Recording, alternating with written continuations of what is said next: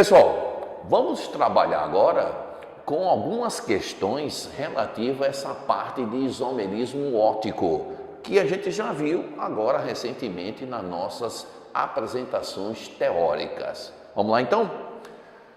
Uma dessas questões trata bem essa situação da gente fazer relações estereoisoméricas. Que é isso? Aquelas relações que vai apresentar uma estrutura sendo imagem da outra, os enantiômeros ou enanciômeros, ou até os diastereoisômeros, que são as representações que não são imagens especulares. Na questão de número 5, ele pede que você analise essas 5 relações estereoisoméricas. 1, 2, 3, 4. Então aqui, o que é isso aqui? São as representações bidimensionais de moléculas em 3 dimensões. Nós chamamos isso de representação de Fischer. 2 interseções de retas. Aqui está simbolizando os chamados centros quirais. Ele quer buscar com essas relações quem são, dentro dessas relações, o que é objeto e imagem. Ele quer mostrar aí quem são os enantiômeros ou quem são os diastereoisômeros. Veja, se eu tivesse que representar 1 com 3 aqui para a gente, tá? Ele não se preocupou em inverter esse carbono, eu inverteria, né? Mas, olha aqui um OH, se eu colocasse aqui imaginariamente um espelho entre a estrutura 1 com 3, 1 e 3. Olha o OH aqui, olha o OH aqui. Eu procuraria inverter para dar um aspecto de imagem. Mas como ele não trabalhou com isso, vamos fazer só essa relação usando os ligantes que ele colocou. O Y e o hidrogênio. Um ligante qualquer. Você veja se você consegue notar isso, pessoal. Se isso aqui é uma relação objeto-imagem, como é que eu coloco da frente de um espelho Y e sai H? Opa, já estou ciente que 1 com 3 não são imagens entre si, não são enantiômeros. É assim que você deve proceder para julgar cada item desse. Agora veja o que ele colocou aqui para a gente, tá? A alternativa do item B.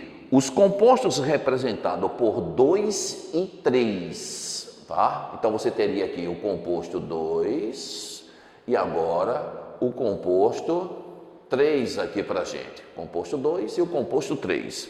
Ele afirma o seguinte: os compostos 2 e 3 formam um par de diastereoisômeros. Vamos lembrar? Diastereoisômeros são isômeros ópticos em que um não é a imagem do outro.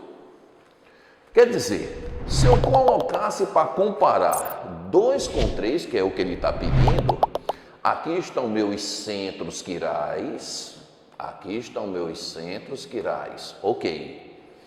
Diante desse espelho, vamos colocar aqui um espelho imaginário, eu tenho hidrogênio e tenho X, certo? Coloquei na frente do espelho, professor, é óbvio, vai aparecer como imagem hidrogênio e X. Mas aqui tem 2 hidrogênios, cadê o X? É verdade, 2 e 3 não são imagens entre si, é a resposta da questão. Eles são chamados de diastereoisômeros. Alternativa do item B, questão de número 5. Ok, pessoal? Quando se trabalhar com esse tipo de questão, e tem outros casos aqui de diastereoisômero, como eu já mencionei, 1 com 3 também não seria. Então, é só você representar por Fischer e colocar essa estrutura ou essa relação estereoisomérica na frente de um espelho. Se for a imagem contrária, aí você dá o nome de enantiômero. Quando não for, a gente chama isso de diastereoisômeros.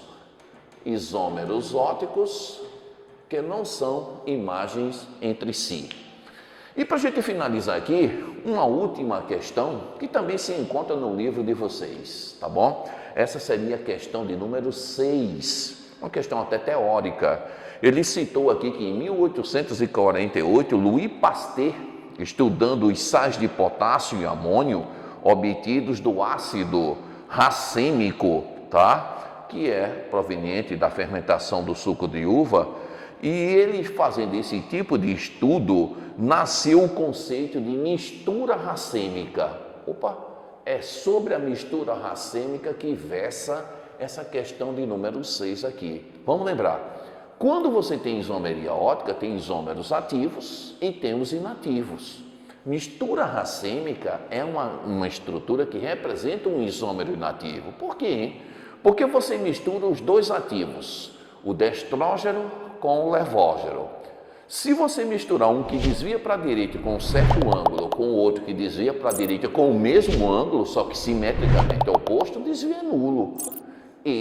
A estrutura que tem um desvio nulo, a gente chama de mistura do tipo racêmica.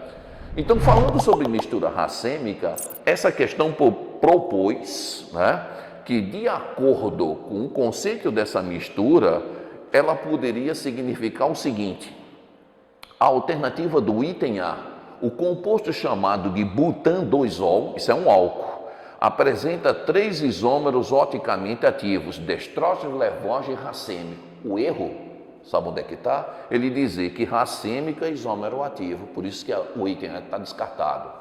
A alternativa do item B, o butan-1-ol, por ser um álcool oticamente ativo, pode originar uma mistura racêmica, só que tem um detalhe. Esse álcool não tem isômeros ativos. O grupo OH no carbono de número 1 vai ter 2 ligantes iguais, que seriam os 2 hidrogênios. Alternativa do item C, o but-2-eno, que é um alceno, né? Apresenta 2 isômeros óticos. Há um erro. Isso aí é um alceno. E sendo um alceno não é isomeria ótica, é isomeria geométrica. Erro.